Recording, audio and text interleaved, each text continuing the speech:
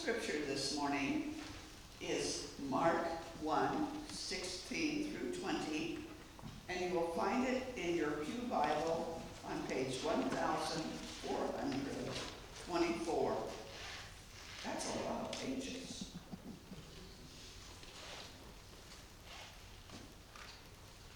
As Jesus walked beside the Sea of Galilee, he saw Simon and his brother Andrew casting a net into the lake, for they were fishermen. "Come, follow me," Jesus said, "and I will send you out to fish for people." At once they left their nets and followed him. When he had gone a little farther, he saw James, the son of Zebedee, and his brother John in a boat preparing their nets. Without delay, he called them, and they left their father Zebedee in the boat with the hired men and followed him.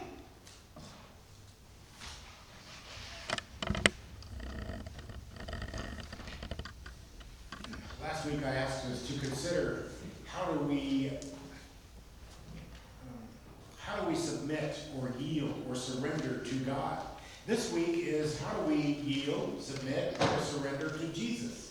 And some of the questions that I had as I was preparing this message is questions, of course.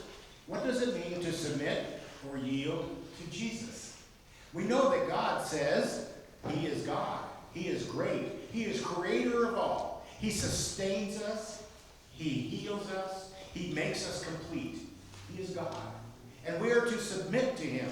We are to listen to his commandments. We are to take him wholeheartedly at his word.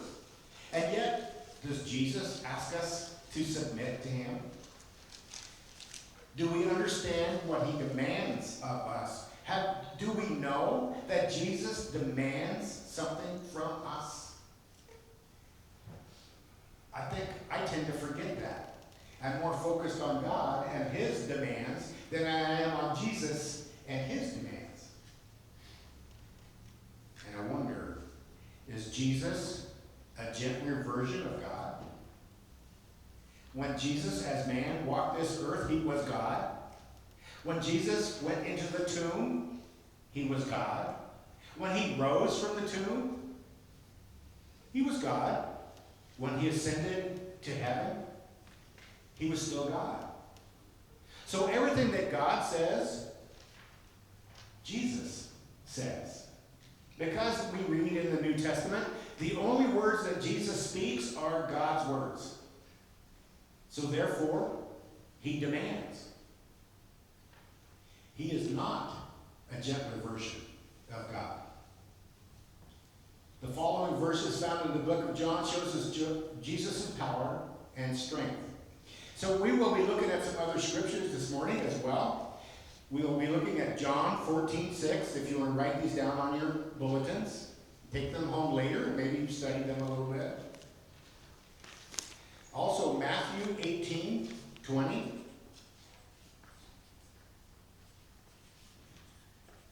Luke 5:14. Luke 5:4 through 11. And John 1:43 through 51.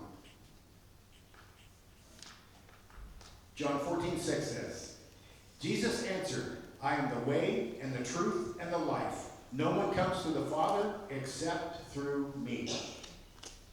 Does that demand respect? Does that demand submission? Does that demand yielding? It does if we say, for me, one thing. He speaks the truth. When Jesus says no one gets to heaven except through me, whose words are he using? Is he using when he says those words? God's words. The only way to heaven is through Christ. That we must submit to. We must agree with. We must yield. We must surrender. But here's a thought. When Jesus says those words to us, he honors us. We are worthy of asking to be a part of it. We don't deserve it. But Christ comes to us, directed by God himself, and asks us, do you want to be a part of this? If you do, it's through me. No other way. This one statement shows us that the total submission to Jesus is necessary for our salvation. Total submission. He is the only path to salvation. No other path will ever get us there. Without realizing this truth, we would be lost. So we, as Christians, those of us who believe in Christ, Jesus Christ, God's Son, we must accept this. Because if we do not, we are not Christians. And these verses are preparing our hearts to yield everything. This is Matthew 4:18. As Jesus was walking beside the Sea of Galilee, he saw two brothers. Who were they? Simon Peter and Andrew. Good. They were casting a net into the lake, for they were fishermen. Come follow me, Jesus said, and I will send you out to fish, make you fishers of men. At once they left their nets and followed him. Can you imagine? Their whole livelihood, they left. Jesus came along, he called them into service, and they left everything behind. Now this wasn't just a random happening. He knew these men, and they in turn knew him. Do you know why? Who was the precursor to Jesus? John the Baptist. So these men knew about Jesus. They knew about the Messiah coming. They knew who he was because John the Baptist said, "This is the Christ." And that's why he could come to them and say, "Follow me." Going from there, he saw two other brothers, James, son of Zebedee, and his brother John. They were in a boat with their father Zebedee, preparing their nets. And Jesus called them, and immediately they left the boat and their father and followed him. They left their occupation, and they left their father, and they followed him. Because he called them. No other reason. He said, "Come, follow me." My footnote says this. Jesus told Peter and Andrew to leave their fishing business and become fishers of men to help others find God. No other reason. Jesus didn't need a following. He didn't need a following of people. He didn't need worshipers. He needed workers. He needed students, people that were willing to learn what it would take to become fishers of men. Jesus was calling them away from their productive trades to be a productive spiritually. Oftentimes, Christ calls us out of our daily business and says, "Follow me." He says, "Archie, follow me today. Put your stuff to the side. Put your job, your family, your relationships, put it all to the side and come and learn today. Come and learn today, and I will make you a greater fisher of men than what you were yesterday." But we must put it aside. We all need to fish for souls. If we are to do the Great Commission, to bring others to Christ, we must know what that entails. And the only way we can do that is to learn what Jesus has to say. If we practice Christ's teachings and share the gospel with others, we will be able to draw those around us to Christ like a fisherman who pulls fish into the net and boat. Our one responsibility as a human being is to draw people to Christ. Number one priority. We who are long in the tooth, mature in our faith, spiritually aware, have one responsibility: to Christ. And that responsibility to Christ is to draw men to him, not to God. Think about that. Jesus says, "Bring them to me," because unless they come to me, they cannot get to God. Change your thought. Oftentimes, I have heard Christians say to people on the street, friends that they know, family reunions, class reunions, do you believe in God? And when people say yes, we stop. We don't ask the next question. If you know God, do you know his son Jesus Christ? We left them hanging. And if they don't know Jesus Christ, we left them in hell. Be brave. Be confident. Have trust. Work your faith. Ask the next question. Do you know Jesus? We don't ask that question. Why? We're afraid they'll say, no, but tell me about it. Put us on the spot. We're afraid of that. Because we're afraid we might not know him well enough to help that person know Christ. Well, you know what? We have just the right amount of words put in just the right order from God himself to present Christ to that person. So gain that confidence from him. We too have been called to action, asked to leave other priorities behind and to put our life skills to work for the glory of the kingdom. When Jesus said, "Come follow me and I will make you fishers," he didn't put their previous occupation out of sight. He said, let's use what you have learned to catch fish to catch men. Man. Let's use what each one of you have known your whole life, your lifestyle, your life occupation, your whatever it is. I can use that, God says, through Christ, and you can draw people to Christ. Through your life experiences. He doesn't tell us to put it away and ignore it. He says use it. No matter who we've been before or will be next, God can use that for his glory. When our life skills are joined with the Spirit of God, our purpose is made complete. Do we know that we have a purpose? A spiritual, God-given, Spirit-breathed, Jesus-loved purpose to draw other man to Christ. This account is given in the Gospel of Mark as well. Mark repeats what we just read. As Jesus walked beside the Sea of Galilee, he saw Simon and his brother Andrew casting a net into the lake, for they were fishermen. Why is it important that this is repeated? Come follow me, Jesus said, and I will send you out to fish for people. Send them out. That scares us. A lot of people, we really don't like to be sent out by Christ to fish for people. But God gives us the bait.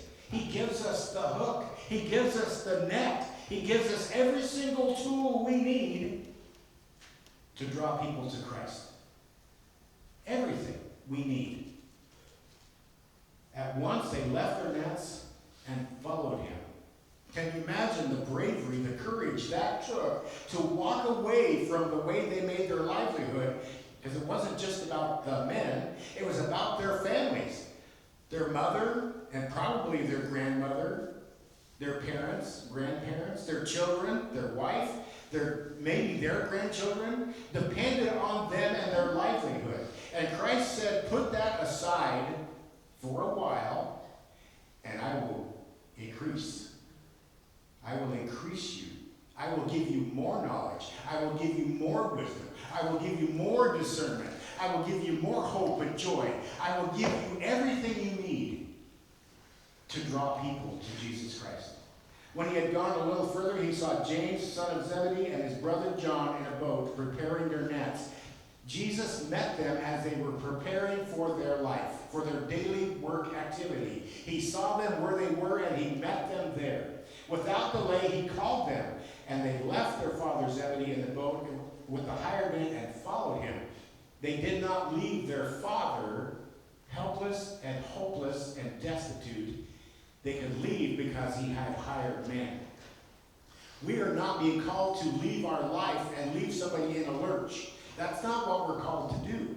What we are called to do is recognize I can be replaced in a particular thing and walk away for a while and do my true work, my God work, my Christ work, but only through the power of the Spirit. We often assume that Jesus' disciples were great men of faith. This is a footnote. From the first time they met Jesus, but they had to grow in their faith just as all believers do. We must grow in our faith, and the only way we can grow in it is to exercise it. When we see something that we don't have confidence in, and yet we know that it is a God thing, He has put it in our path, yet it scares us, it causes us to walk away from something, to give up something, to sell it, to turn away. We're not being punished. We're being encouraged. Step out of your comfort zone, Jesus says. Give me your heart. I will lead you. This is not the only time Jesus called Peter and James and John and Andrew. This is not the only time He called them. He called them more than once, just like He does us. We are called often out of this life and into the next. Out of the humdrum, the thing that seems normal, and into something more and exciting and yet scary. It can be definitely frightening to be doing God's work, because oftentimes we don't feel adequate, we don't feel worthy, we don't feel like we really have it in us, and yet all of that we have. God has ultimate faith in us, knowing that we can accomplish His will. The first disciples like us had to be called more than once to do something new, a change in life, a different way to think, a different way to talk, a different way to express ourselves, a different way sometimes to even walk. Think about it. Our life has been a life of change since birth, since conception. Our life has always been about change. And we have fought that tooth and nail forever. Giving up an old way of life is hard and even scary. Seeing our value in bringing the kingdom here on earth gives us an opportunity to exercise faith in something greater than ourselves. All mankind know that there's something greater than themselves. Whether they accept it and believe it or reject it and don't believe it, it doesn't matter. All mankind, since the beginning of time until the end of time, knows that there's something greater than themselves. They don't always know what to call it. But that weight is there. Something bigger created all of this. And once they become more curious about it, they strive to find Christ. Be patient with yourselves. How many of us are patient with ourselves? I've noticed as I've gotten a little older that I am a whole lot less patient with myself. Getting down on my hands and knees, working on something, and then trying to get up. What gets me up? Frustration. What is wrong with you? Oh yeah, I needed something to grab onto to pull myself up too. Just trying to do a squat. Just squat down. Okay, don't. Plan on it first. Plan on squatting down and figure out how to get back up. Oftentimes we can't do it on our own strength, and we go, help? How about a little help? Jesus is the fullest example of patience we have seen, and He builds relationships that He has called for. Can you imagine the depth and the width and the mass of Christ's patience? Look at our whole life. How could He not have an awesome patience? He has a God-given patience. And we are to have that for ourselves and those around us. Luke 5 says, when He had finished speaking, He said to Simon, put out into the deep water and let down the nets for your catch. Simon was fishing. He just came in for fishing, and Jesus had already called him to be fishers of men. And yet here he is on a boat. Simon answered, Master, we have worked hard all night and haven't caught anything. But because you say so, I will let down my nets. I'm tired, I'm exhausted, I'm frustrated. My back is tight and sore. My hands have blisters from pulling on these nets, and we've gained nothing but wet all night long. It's been dark, cold, and I'm hungry. I want to go home. And Jesus said, go out a little further and drop your net. And Simon Peter, okay, fine, just because you said so, I'll do it. Can you hear him? I can hear Archie saying that. When they had done so, they caught such a large number of fish that their nets began to break. So they signaled their partners in the other boat to come and help them. And they came and filled both boats so full that they began to sink. When Simon Peter saw this, he fell at Jesus' feet and said, go away from me, Lord. I am a sinful man. When God has gifted us, when he has given us something so great, after all of our effort, after all of our strength, after total exhaustion, and we've not gotten the end result, it wouldn't come. And Jesus says, one more time. But realize, I'm telling you, one more time. Don't do it in your own strength. Do it in my time. Do it in my strength. Now drop your net and see what happens. Do we remember a time like that when we were so exhausted and we were sent out one more time? A phone call, a text, a letter, a conversation with somebody. One more time. Exhibit patience. Exhibit love. Give of yourself. I'm done. I'm tired. I'm hungry. Leave me alone. But Jesus smiles. That's it. He just smiles and says, one more time. Then Jesus said to Simon, don't be afraid. From now on you will fish for men.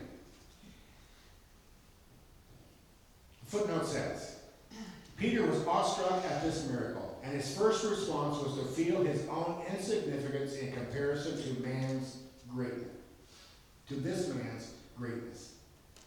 When's the last time we felt insignificant? If we haven't felt that for a while, do you know what that is? Pride. Feel a little insignificant.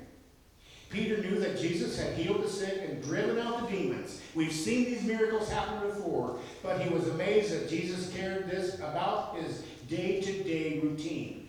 Jesus cares about our daily life, the things in our routine. He cares about that, and he takes it into consideration.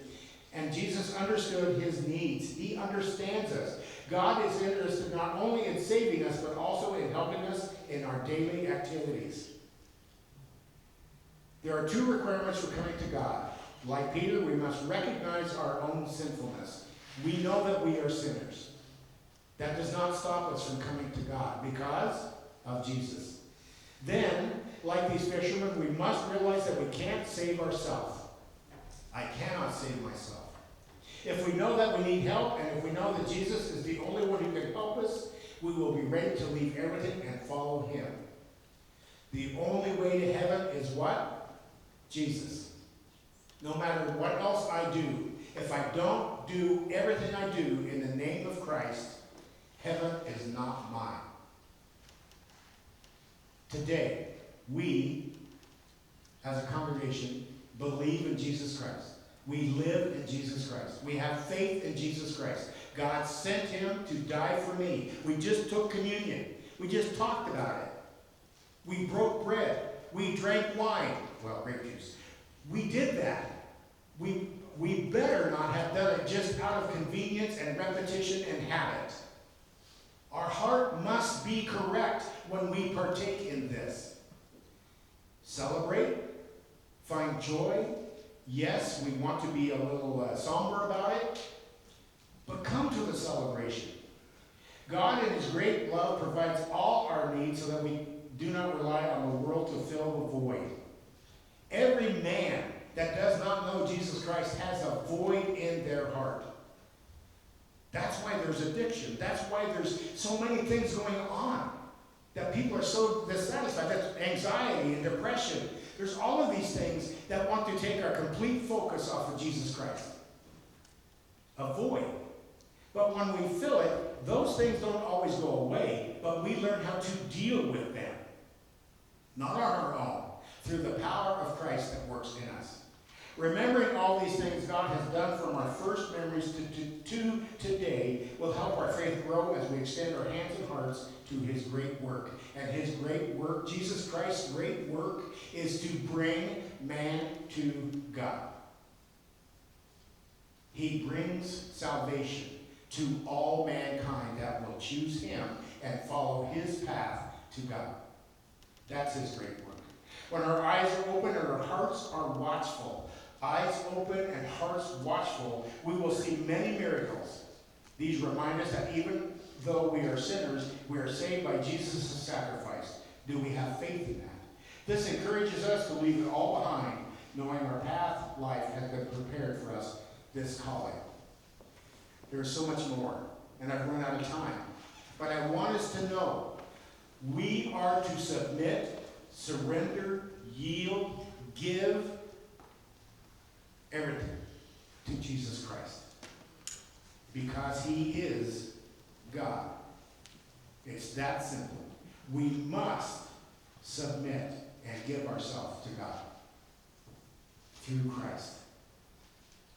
And we have to tell that story to those around us. We have to give them the good news. If we do not do what Christ is demanding, what? So, at this time, we're going to sing our song of invitation. And I would invite you, every single one of you, myself included, to rededicate our life.